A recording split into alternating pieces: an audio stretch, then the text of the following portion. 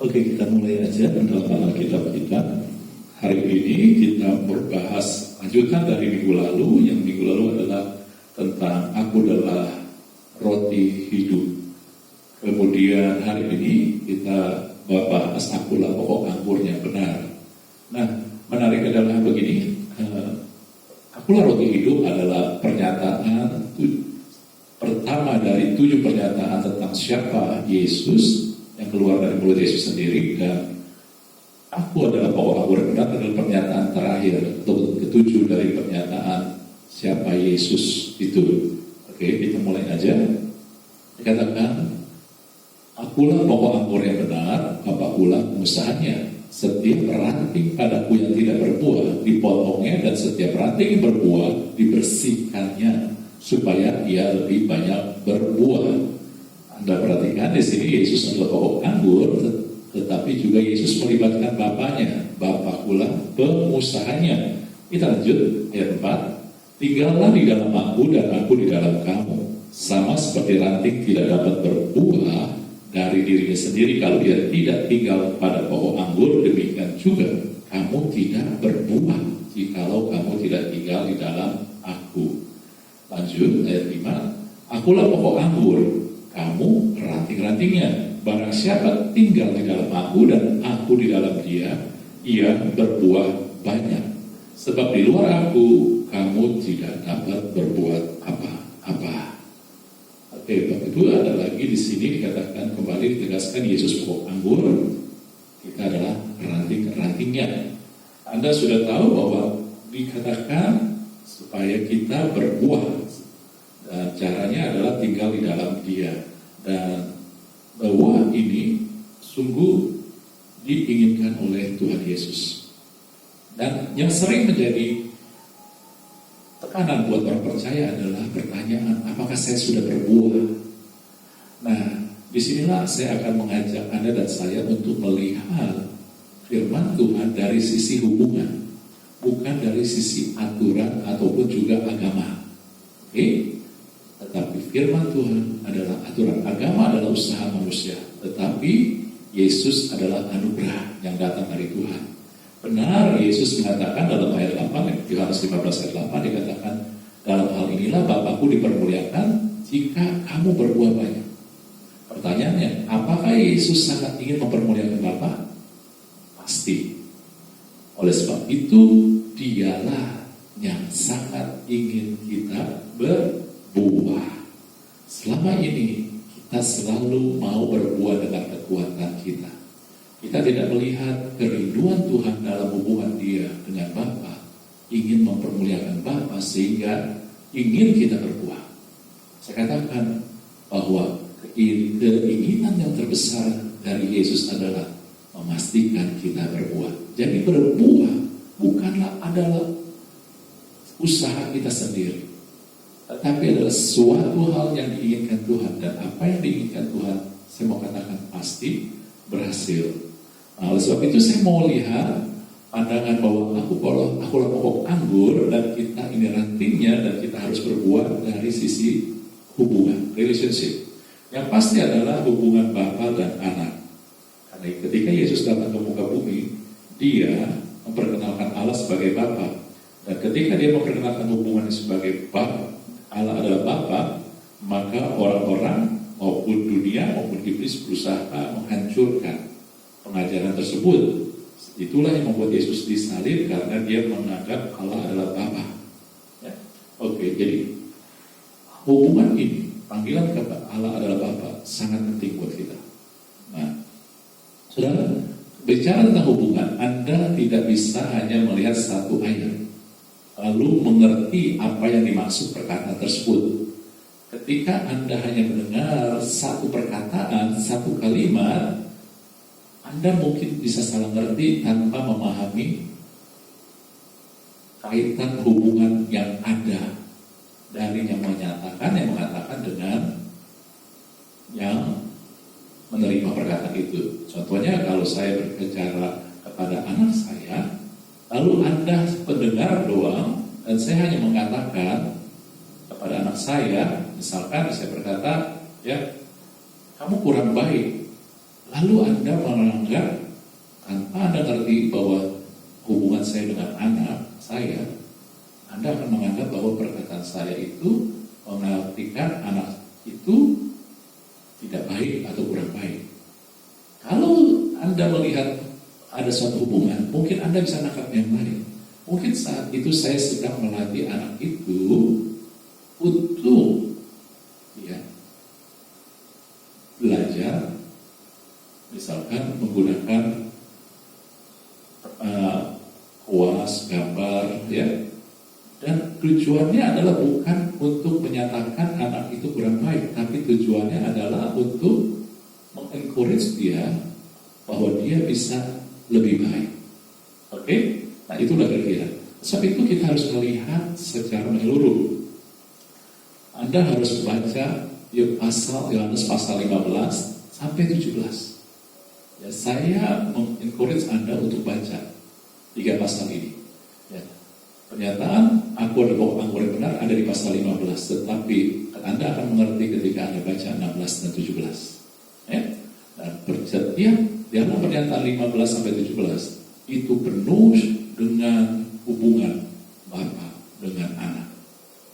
Oke? Jadi Anda harus mengerti perkataan aku adalah pokok anggur yang benar dari hubungan. Nah, jelas Yesus mengatakan bahwa dia pokok anggur, Bapa pengusahanya. Sehingga yang perkataan ini memang mengatakan begini, Bapak Ibu, Anda harus mengerti pohon anggur.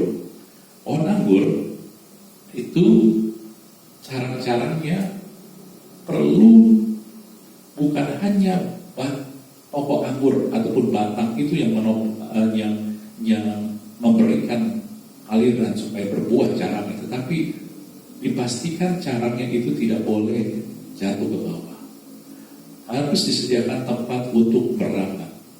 Jadi saya mengatakan perlu juga pengelola kebun anggur untuk mengambil bagian supaya carang-carangnya itu merambat di tempat yang benar. Nanti akan Anda lihat. Sehingga saya mau katakan kepentingan Bapa dan Yesuslah yang memastikan Anda dan saya berbuah. Dan selama ini kan kita melihat bahwa kita harus berbuah. Tetapi sekarang kita bisa melihat, mudah-mudahan Anda bisa mulai melihat kepentingan Bapa dan Yesus bersama sebagai pengusaha untuk melihat buah. Oke? Habis itu Anda mengerti, Dan saya mengatakan begini, bahwa ketika kita dijangkaukan kepada pokok anggur yang benar, sesungguhnya kita diciptakan untuk berbuah. Banyak orang menekankan pada buahnya, tetapi tidak melihat pada identitasnya. Ketika Anda telah menjadi orang percaya, anak Tuhan, maka Anda memiliki kemampuan berbuah. Sehingga kalau Anda memiliki kemampuan yang berbuah, ketika segala sesuatu benar, maka otomatis sekarang akan berbuah. Ingat, Tuhan yang kita sudah bahas punya 5P yang kita pernah bahas sebelumnya, Dia punya pattern, pola, dia punya juga Anda tahu prinsip, dan juga dia punya yang salah satu adalah purpose, tujuan. Ketika dia menciptakan Anda, dia punya tujuan. Anda itu diberi kemampuan untuk berbuah, tetapi memang bukan dari kemampuan kita sendiri. Nah, jadi Anda bisa melihat penekanannya ketika Anda menekankan diri bahwa saya harus berbuah, itu akan menjadi beban. Tetapi ketika Anda mengerti bahwa saya sekarang di dalam Yesus terlahir untuk mampu berbuah, maka Anda akan lebih tenang. Amin. Nah, mari kita kupas lagi, mengerti lebih dalam lagi, kenapa dan kapan dan mengapa ayat yang tadi dikatakan bahwa akulah pokok anggur yang benar disampaikan. Anda ingat bahwa dari pasal 13 sampai pasal 17 itu adalah menceritakan detik-detik atau hari-hari terakhir sebelum Yesus disalibkan. Dan ayat ini saya mengatakan perkataan Yesus ini disampaikan ketika dia mau berpisah dengan murid-muridnya. hari-hari terakhir sebelum Yesus disalibkan. Tujuannya apa? Anda harus berpikir. Ketika seseorang yang mengasihi pribadi lain, lalu dia mau berpisah, dia pasti mau menyiapkan supaya ketika dia berpisah, orang-orang yang dikasihnya itu baik-baik aja, benar nggak? Ya, ketika Anda mau pergi lama, lalu Anda pesan sama anak-anak Anda, supaya apa? Anak-anak Anda baik-baik aja, ya kan? Begitu, benar? Ya? Nah, Anda melihat pasal 15 dan 16 dan 17, maka saya akan suruh Anda baca, dan inilah kenapa Tuhan menyampaikan akulah pokok anggur, supaya kita ngerti makna dari pernyataan ini. Saudara-saudari, di ayat 16 dikatakan, tinggal sesaat saja kamu tidak melihat aku lagi, dan tinggal sesaat saja pula kamu akan melihat aku. Jelas, ini bicara penyaliban. Kemudian pasal 15 ayat 18 dikatakan, jikalau dunia membenci kamu, ingat, ia telah lebih dahulu membenci aku. Maksudnya apa? Nanti Anda akan melihat. Di ayat 20, pasal 15 ayat 20 dikatakan, ingatlah apa yang telah kukatakan kepadamu. Seorang hamba tidak lebih tinggi daripada Tuhannya. Jikalau mereka telah menganiaya aku, mereka juga akan menganiaya kamu. Jikalau mereka telah menuruti firman-Mu, mereka juga akan menuruti perkataanmu. Jadi Bapak Ibu, Anda melihat di sini ya, bahwa ini pernyataan Yesus di pasal 15 tentang demo anggur disampaikan sesaat atau dikit lagi dia akan berpisah, dia akan disalibkan. Tetapi dia tahu sesudah dia berpisah, dia disalibkan, akan ada masa-masa sulit. Orang-orang akan benci murid-muridnya. Dia tahu mereka akan dianiaya. Oleh sebab itulah dia menyampaikan pernyataan ini. Bapak Ibu, tujuannya adalah mempersiapkan murid-muridnya pada keadaan sulit dan yang akan menggoncangkan mereka. Bukankah hari-hari ini kita mengalami masa-masa sulit dan kadang-kadang keadaan sebegitu menggoncangkan kita? Benar, inilah perlu kita ngerti kenapa akulah pokok anggur yang benar. Ya? Jadi tujuannya supaya Anda berbuah adalah Anda mampu. Banyak orang melihat buah itu adalah kemampuan dia untuk melakukan berbuat sesuatu buat Tuhan, kemampuan dia untuk melayani Tuhan, kemampuan dia untuk membawa jiwa-jiwa. Itu semua baik. Tetapi kalau kita melihat pada konteks saat Yesus menyampaikan pernyataan ini, buah yang Tuhan Yesus maksud adalah ketika kamu mampu menghadapi masa-masa sulit, itulah buah. Karena tujuan Yesus menyampaikan bahwa kamulah cara, akulah pokok, kamu pasti bisa berbuah, adalah tujuannya untuk menghadapi masa sulit. Sehingga saya menyatakan, ketika Bapak, Ibu, adik-adik semua, saudara-saudari, menghadapi masa sulit dan terus percaya sama Tuhan, buat Tuhan, di mata Tuhan Anda sudah berbuah. Kadang-kadang orang percaya begitu melihat sesuatu dengan cara dunia, mereka pikir buah itu adalah sesuatu yang bisa membawa hal kejayaan, keagungan, hebat di mata dunia. Enggak. Hati seorang bapak ketika dia melihat anaknya punya daya juang, ketika anaknya mau tetap berdiri, bapak itu sangat kagum. Itulah buah. Amin. Nah, kita lanjut. Kemudian, apalagi ketika menghadapi masa sulit, apalagi yang Tuhan sediakan? Kita lihat di pasal 16 ayat 7, dikatakan, namun benar yang kukatakan ini kepadamu adalah lebih berguna lagi bagi kamu jika aku pergi. Yesus akan pergi, Yesus akan mati di salib. Sebab jika aku tidak pergi, penghibur itu tidak akan datang kepadamu. Tapi jikalau aku pergi, aku akan mengutus dia kepadamu. Dikatakan lagi di ayat 13-nya, tetapi apabila dia datang, yaitu roh kebenaran, itu roh kudus, ia akan memimpin kamu ke dalam seluruh kebenaran, sebab ia tidak akan berkata-kata dari dirinya sendiri. Tapi segala sesuatu yang didengarnya, itulah yang akan dikatakannya. dan Ia akan memberitakan kepadamu hal-hal yang akan datang. Bapak Ibu, jelas bahwa ketika Yesus mengatakan akulah pokok anggur yang benar, kita artinya Dia sedang menyiapkan kita untuk, ya, tadi pertama pada keadaan menghadapi keadaan yang sulit, tapi kedua adalah menerima Roh Kudus. Menerima Roh Kudus. Amin. Nah, jadi buah yang kedua adalah hal-hal yang ketika Anda terima Roh Kudus dialirkan oleh Roh Kudus. Nah, Anda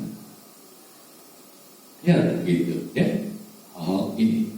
Lalu kemudian Anda sudah tahu kapan dan mengapa disampaikan, kan? Itu saat hari terakhir Yesus sebelum disalib, tujuannya supaya Anda dan saya siap menghadapi masa-masa sulit, ya. Nah, yang ketiga, apa yang dialirkan Dia? Karena kalau kita bilang hanya sekedar kita berbuah, tetapi kita tidak melihat apa yang Dia berikan, kita nggak akan berbuah. Kita ini ranting.